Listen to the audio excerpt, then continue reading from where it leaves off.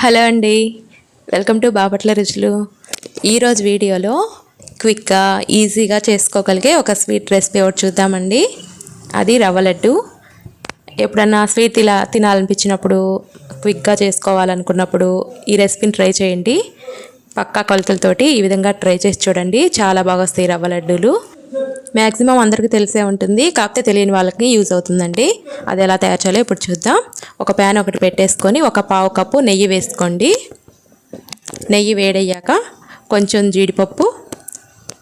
జీడిపప్పుని కొంచెం లైట్గా ఫ్రై చేసుకోండి. జీడిపప్పు ఫ్రై అయ్యాక కొంచెం కిస్మిస్ వేసుకోండి. మాడిపోకుండా లో ఫ్లేమ్ పెట్టుకుంటూ వీటిని బాగా ఫ్రై చేసుకోండి. ఇవి బాగా ఫ్రై అయిపోయినాయి కదా, మొత్తాన్ని వేరే ప్లేట్లోకి తీసేసుకోండి. అదే ప్యాన్లోనే బొంబాయి రవ్వ తీసుకున్నానండి. నేను 500 గ్రామ్స్ తీసుకున్నాను, హాఫ్ కేజీ. లో టు మీడియం ఫ్లేమ్ పెట్టుకుంటూ రవ్వను బాగా ఫ్రై చేసుకోండి.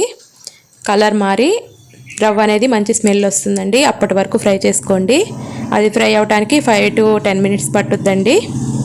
అంతవరకు కలుపుతూనే ఫ్రై చేసుకోండి, లేదంటే మాడిపోతుంది అడుగు.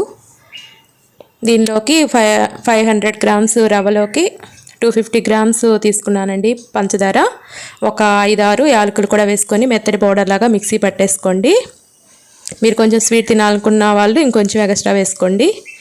ఈ పంచదార పొడి రవ్వ అంతా బాగా మిక్స్ అయ్యేలాగా ఈ విధంగా బాగా కలిపేసుకోండి. తర్వాత మనం ఫ్రై చేసుకున్న డ్రై ఫ్రూట్స్ ఉన్నాయి కదా, అవి కూడా మొత్తాన్ని రవ్వలో వేసేసుకొని బాగా కలుపుకోండి. ఇవి కాచి చల్లార్చిన పాలండి, కొంచెం కొంచెంగా రవ్వలో వేసుకుంటూ కలుపుకోండి. మొత్తం ఒకసారి వేయద్దండి, చూసుకుంటూ వేసుకోండి. మొత్తం ఒకసారి వేసుకున్నా కానీ లూజ్ అయిపోద్దండి రవ్వ, లడ్డూలు చుట్టడానికి అయితే రాదు. తక్కువైనా కానీ లడ్డూలు రావండి, అందుకని కరెక్ట్గా చూసుకొని వేసుకోండి పాలు. నాకు పావు కప్పు మీద కొంచెం ఎక్స్ట్రా పట్టినాయండి. పాలన్నీ వేసి కలుపుకున్నాక ఇప్పుడు లడ్డూలు చుట్టేసుకోండి. దీనికి కావాలంటే మీరు ఎండు కొబ్బరి పొడి అయినా వేసుకోండి, టేస్ట్ కూడా బాగుంటుంది. రవ్వ ఫ్రై చేసేటప్పుడు ఆ ఎండు కొబ్బరి పొడి కూడా వేసుకొని ఫ్రై చేసుకోండి రవ్వతో పాటు. ఈ విధంగా లడ్డూలు చుట్టేసేసుకోండి.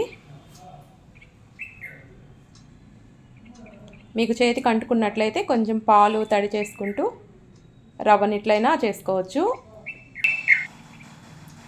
ఇలా మొత్తాన్ని ఈ విధంగా లడ్డూలా చుట్టేసుకొని ఒక హాఫ్ అన్ అవర్ పాటు కొంచెం ఆరనివ్వండి. ఆరిపోయాక కొంచెం ఒకరు గట్టిపడి తినేటప్పుడు బాగా స్మూత్గా సాఫ్ట్గా ఉంటాయి రవ్వ లడ్డూలు. ఇవి ఎయిట్ డబ్బాలో స్టోర్ చేసుకుంటే 10 to 15 డేస్ వరకు నిల్వ ఉంటాయండి, ఏం పాడవు. ఒకసారి ట్రై చేసి ఎలా వచ్చిందో కామెంట్ చేయండి. Thank you.